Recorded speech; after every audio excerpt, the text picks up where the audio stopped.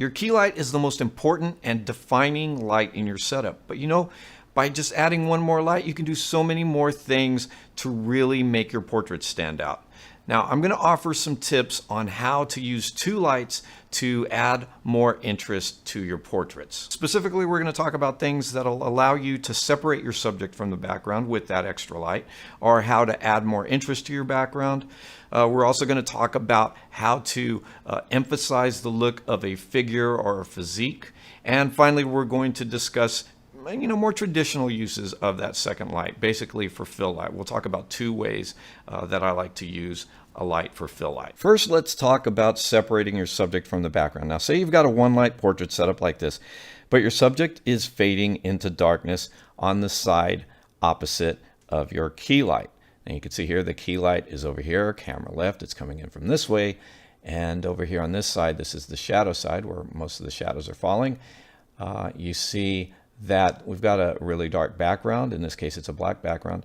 And that means that the shadow in the hair here is fading off. And you don't really see much separation here. And you can see that here on the contours here on the torso. So what we're going to do, we have our key light set up right here. What we're going to do is we're going to add our second light over here. So the role of this light is actually to create a highlight that helps outline that side of the figure. We want to outline the shadow side here. It's not something we always want to do, but in this case, that's what we're trying to do. And here we're just using a bare flash. There's no modifier on it like we have with a key light. We have this nice big umbrella to give us some softer light. This is the result we get. And as you can see, now we've got some highlights in the hair, and sometimes that's all you want. Sometimes you're just going for a hair light. Sometimes you'll have that second light coming in straight from above, and it might have some type of a modifier on it, maybe a grid or even a small softbox, and you're trying to hit the hair and maybe both shoulders, but in this case we're coming in at an angle and we're just hitting the hair here, and you can see how now we've got that separation. Sometimes we call this light a kicker because it visually kicks the subject out of the background, at least on one side. And so you can see here the highlights here on the shoulder and up here, not so much here. There's just a thin little highlight, and sometimes that's all you need. All right, now we're going to turn that backlight around and point it toward the background.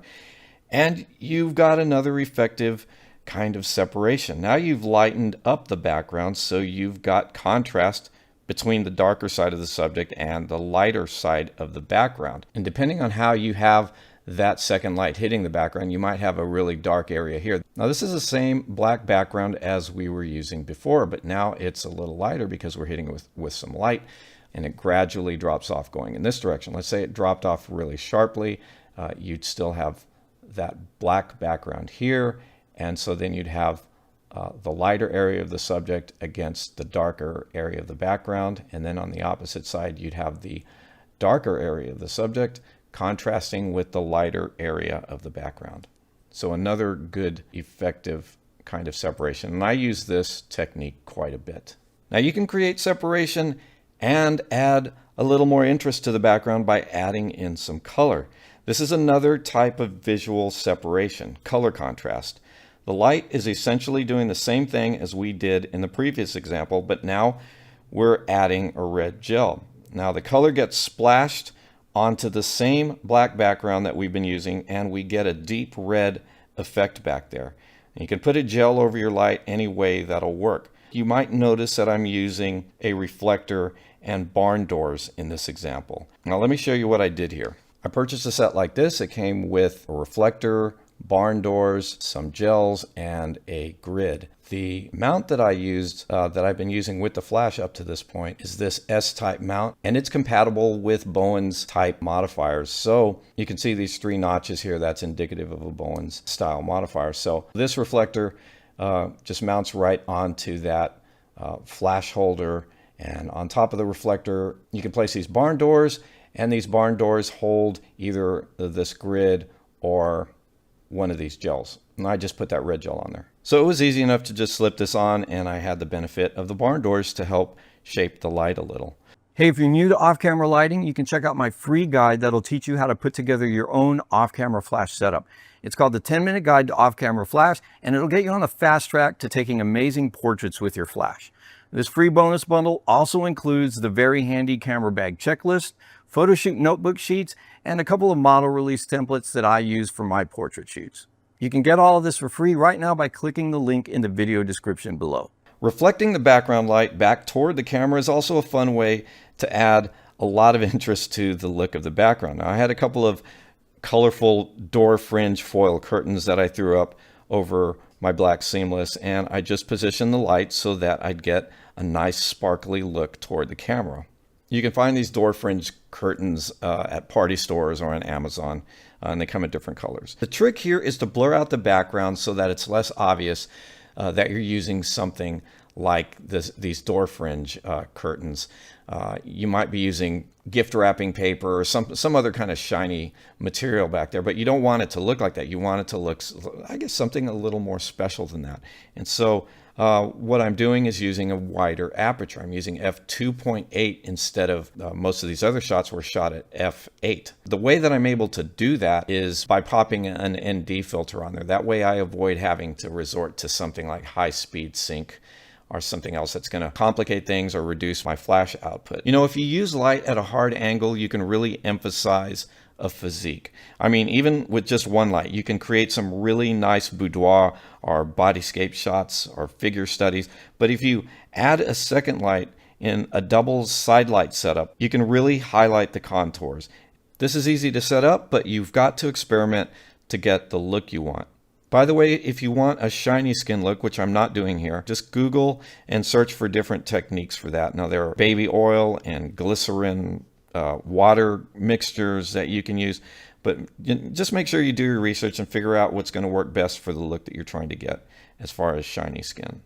A second light can also be used as a fill light. This is the traditional 2-light setup. I always stress that you've got to learn how to use your key light first because it's your main light. It's the defining light, the light that models your subject's face and shape more than any other light in the setup. And think of it this way, all other lights should somehow support the role of the key light.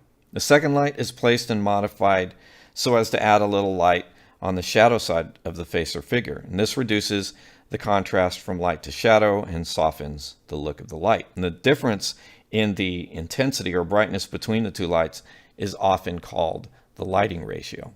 Now, you're the photographer, so you get to decide the ratio. In other words, you get to decide how much fill light you're going to use to get the look you want. So there's no rules here. There are some traditional lighting ratios, but really you get to decide how bright you want your fill light to be and how much you're going to reduce contrast, because sometimes you want a lot of fill light like I'm using here, and sometimes you want a little more contrast, so you're going to use a little less fill light on that side. Again, that is a more traditional use of 2 lights. You've got your main light and you've got your fill light. Now, clamshell lighting is another thing that you can do with 2 lights. And I've said this before, it's like taking the key light and fill light setup that we just looked at and putting it on its side. Really, this is a pretty easy concept. Just place your key light up high in something similar to butterfly lighting. Next, place your second light below it, and that second light is essentially a fill light. The main thing to be aware of is the lighting ratio. You really don't want the bottom light to overpower the top light. It's just not going to look right if you do that. You want it just powerful enough to reduce the shadows. What you're trying to do here is de-emphasize the details on the face. So this is what you're going to use lots of times for what some people would consider more flattering light. Now, this is simple clamshell lighting, but I mean, variations to this are like when you add reflectors to the side. You can even add more lights, but we're just talking about using 2 lights. But yeah, sometimes you'll add reflectors to the side and just really get a wraparound frontal lighting. And that kind of lighting is often used for beauty shots and for pageant portraits and things like that. So there you go. I showed you how to separate your subject from your background, a very important technique. I showed you how to add interest to your background by turning that light onto your background and either splashing it with color, using some reflective material, or just hitting the background with extra light. That'll help you add more separation and interest to that background. And we also talked about ways to use a couple of lights to emphasize a physique or figure. And finally, we talked about how to use your second light as a basic fill light. So try these techniques out for yourself and just experiment with them and apply them to your own portraiture. Don't forget to download my free 10-minute guide to off-camera flash, which includes several useful bonuses. And you can get all of this for free right now by clicking the link in the video description below. So thanks for watching, guys. Make sure you hit that subscribe button and the little bell notification icon. Also leave me a comment and click that like button. That's about it for today. See you next time.